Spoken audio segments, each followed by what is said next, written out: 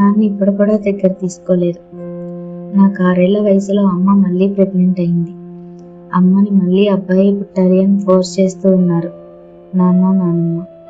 అమ్మ భయంతో ఉంది, మళ్ళీ పాప పుడితే నాన్న నన్ను అమ్మని ఎక్కడ వదిలేస్తాడు అని.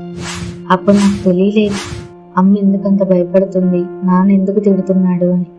నాన్నకి అమ్మాయిలు ఎందుకు ఇష్టం లేదమ్మా అని అడిగాను. అప్పుడు అమ్మ, మీ నాన్నకి వారసత్వం కావాలంట అనింది.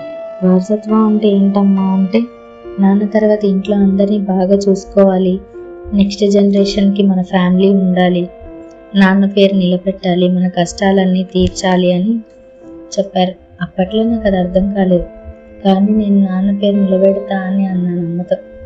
అమ్మ నవ్వుతూ దగ్గర తీసుకొని ముద్దు పెట్టింది. హాస్పిటల్లో అమ్మకి డెలివరీ డేట్ ఇచ్చారు. ఇప్పుడు అందరూ బయట టెన్షన్ పడుతున్నారు, బాబా పాప అని.